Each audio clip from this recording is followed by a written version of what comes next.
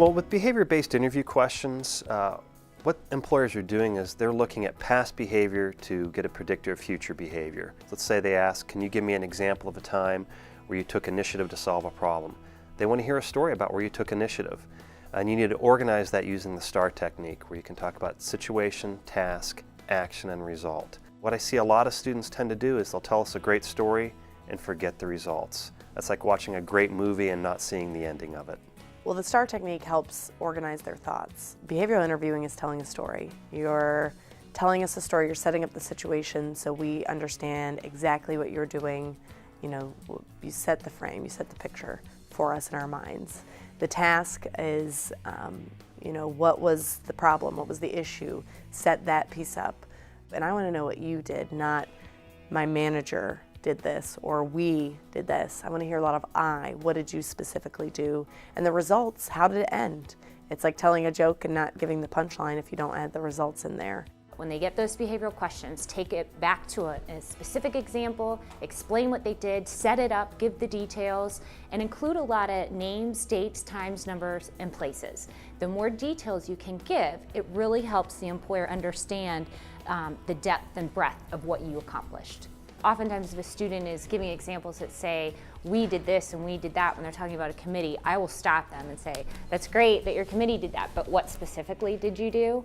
And what I find oftentimes that they didn't do anything. You really want to kind of go through your resume, go through even go through the last couple of months of emails that you've had from student organizations, from your work, from different classes, and really get into the detailed, one or two or three detailed stories that you can tell, that you can actually know exactly what happened, exactly what the concept was, who was in the meeting, what the real problems were, what the detailed actions were, and not only what you did, but some of the options that you considered or that group considered before making the final decision, and then details in terms of what the result was.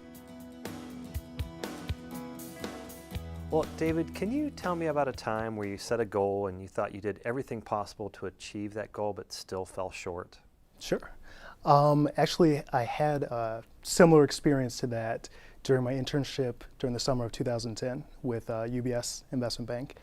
I was working in their global healthcare group, and really one of the first type of tasks that we had was working with one of our major clients on a merger model. So we were doing a pitch for them and coming up with a hypothetical merger situation. And my task was to create the merger model and come up with the analysis so that we could show them our numbers so that it made sense. So one of my senior associates came to me and said, David, you know, this is your task. Go ahead with it. We're not going to help you out. Do your very best, and we'll come to you at the end of the day. So I literally spent the next, I would say, 12 hours of that day working at a computer on my merger model, which I thought, man, you know, I've spent 12 hours. It's going to be perfect. There's nothing wrong with this. And when I finally presented my model saying, you know, we've got accretion here, we're going to make money off of this deal, the client's going to love it, the very first thing they did once I printed it out was take a red pen and cross an X all the way through it. And they said, you did absolutely everything wrong that we were looking for. And although you spent 12 hours, we're now going to have to go and redo this. So me, you know, this is my first week as an intern, sitting there thinking, wow, I spent way more time than any full-time person would actually spend on this. And I did it all wrong. How is this possible?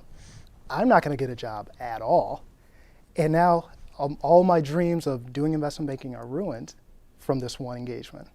And what I later realized was the fact that, you know, when you come in, and this is what they told me at the end of the summer once I finally received a full-time offer, when you come in, they understand you don't know everything. You know, you're not supposed to know every single thing about investment banking or your internship in general. When you come in, they want to see that you are putting forth the full effort, you're going above and beyond, and really trying to do your best in terms of what they show you and what they want you to do. So at the end, that same senior analyst who crossed an X directly through, which, you know, I will admit it was incorrect, my work, he later said, you know, David spent half of a day on this model. He didn't give up, he was determined, he was confident in his work and what he thought was right. Even though it ended up being wrong, that same determination was what helped him to really be a perfect candidate for what we're looking for as a full-time analyst. So although I failed, and I definitely did fail, I did my best and I learned from that experience and ultimately got a return offer from UBS. First, the candidate provides information about his project for UBS and the amount of time and work he put into the project, which helps the interviewer gain a real understanding of his efforts and the value of the task. Next, the candidate structured his example using the STAR technique: situation, task, action, results. Situation, explaining his UBS summer internship with the Global Healthcare Group. Task, explaining the merger model he was developing for a client to share UBS's financial expectations for the merger. Action, the amount of time and effort he put into the project. Results, the lessons learned from his mistakes and how he overcame these failures to receive an offer for full-time employment. Third, the interview candidate's story was focused on a specific project and experience rather than a story about how he generally overcomes failure. Finally, the candidate's story was specifically about his experience and not a shared story about a team's accomplishments.